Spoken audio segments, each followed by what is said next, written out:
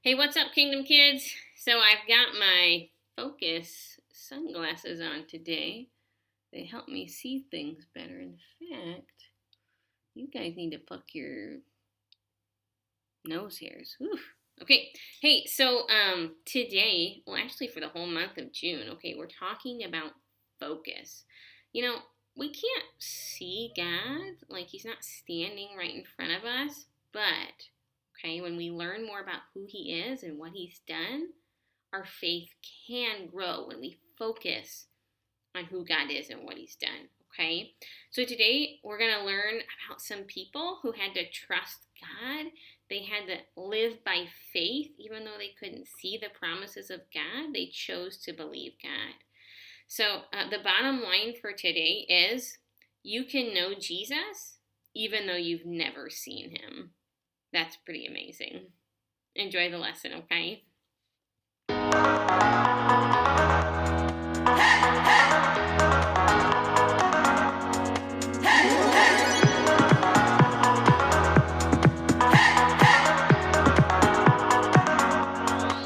This is my faith, this is my focus. All of my days, I know where my hope is. I live it loud, I shout the chorus, because I know, oh, you're always for us. And even when it's hard for me to see, I will trust in you, I will believe. And even when it's hard for me to see, I will trust in you, I will believe. And keep on looking to you for where I'm going, knowing you go there too. I'll keep on looking to you. I'll fix my eyes on you. You are my only focus. You are my only focus. You are my only focus. I fix my eyes on you. This is my faith, this is my focus. All of my days, I know where my hope is. I live it loud, I shout the chorus, because I know, oh, you're always for us. And even when it's hard for me to see, I will trust in you, I will believe. And even when it's hard for me to see, I will trust in you, I will believe. And keep on looking to you for where I'm going, knowing you go there too. I'll keep on looking to you. I'll fix my eyes on you. You are my only focus. You are my only focus. You are my only focus. I fix my eyes on you, oh yeah. Woo! You ready? Come on, let's go. Hands in the air, I know you're there, anywhere, oh. I fix my eyes on you. Hands in the air, I know you're there, anywhere, I fix my eyes on you. And keep on looking to you for where I'm going, knowing you go there too. I'll keep on looking to you. I'll fix my eyes on you. You are my only, you are my only focus. You are my only focus. I fix my eyes on you.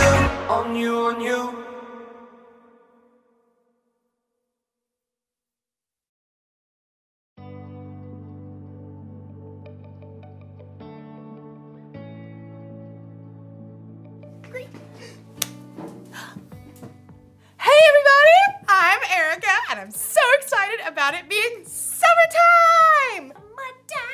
Summertime, yeah. One reason I'm so excited is because I have developed my very own STEAM lab! Look at it, check it out. Look at, wow. Isn't that so awesome? You're probably wondering what that stands for. Science, technology, engineering, art, and mathematics. And I'm not totally sure how things will go in my lab this summer, but luckily, I have faith. Faith is trusting in what you can't see because of what you can see. You see? You see what I did there? I have faith that I'll learn a lot and probably have fun doing so. I mean, just look at this place! Check it out. Wow! Oh, wait. Perfect. Check out this microscope! Microscope. I've always been amazed how microscopes can let you see things that you normally can't see. Take hair, for instance. Ow. Ah, look at that one. See, it looks like a thin line. Mine's kind of curly. Ooh, you can't see it, can you? But put it under a microscope. Wow. Cool, right? What about the inside of a piece of grass? Put it under a microscope. Whoa! Look at that! The inside looks like a whole bunch of smiley face emojis. I mean, you never see that just by looking at grass. Today's Bible story is all about not being able to see everything, but remembering that God always does. It's like he's always looking through a microscope or something. So, let's take a look at this story and see what we can find. Unbelievable! Wait, is that really what my hair looks like? Yeah. The Bible. It's 66 books of history, stories, letters, and poetry that fit together to form God's one big story. The epic adventure of how He created us and loves us so much that He made a way to rescue us. As we travel through the Bible, from Genesis to Revelation, we discover people who met God and found their lives changed forever. Now for an amazing story, inspired by the book of Hebrews, chapters 11 and 12. Gotta have a little faith. Keep the faith.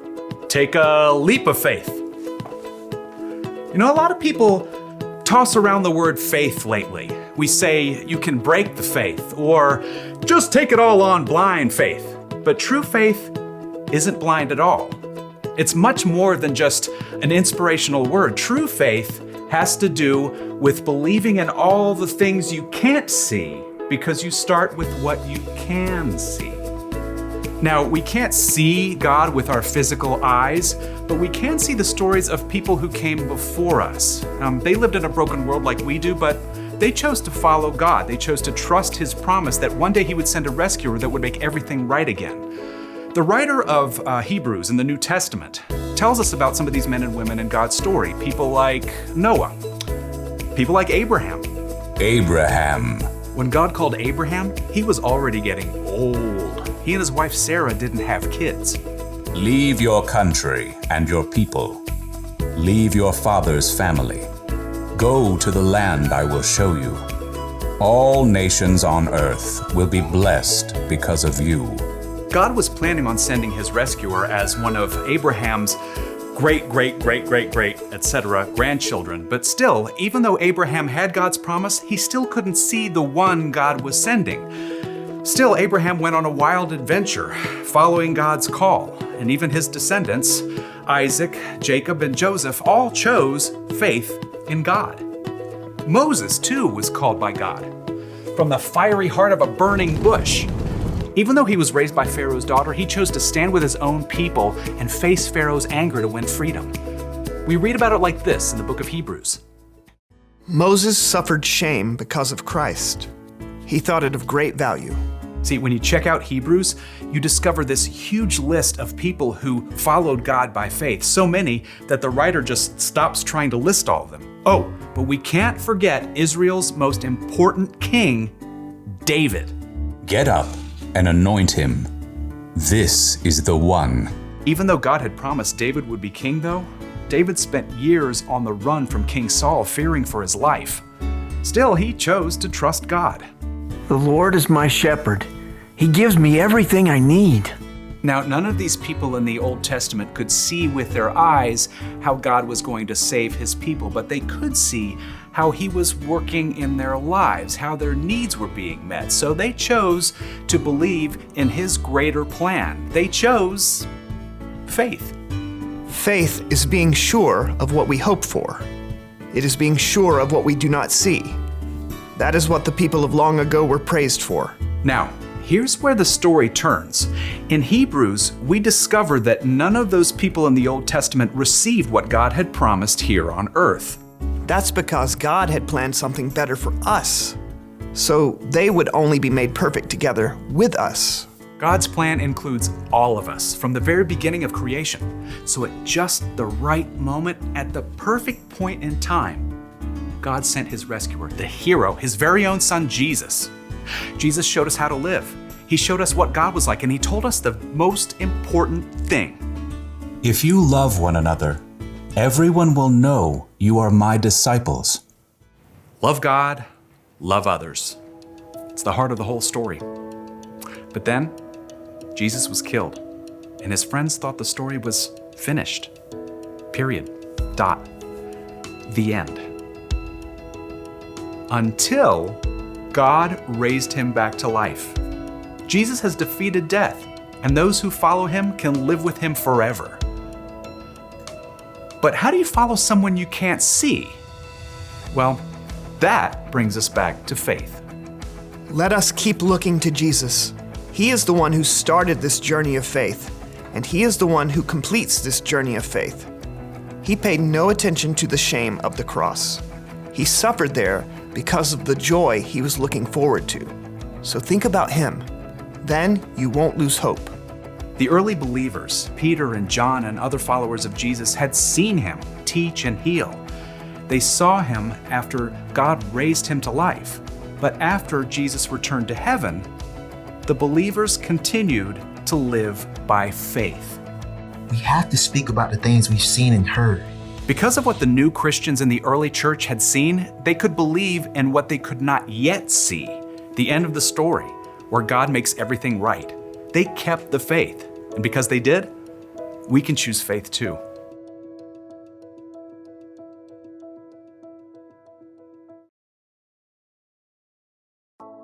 Woo!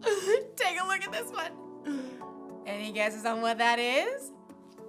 It's the inside of a carnation stem.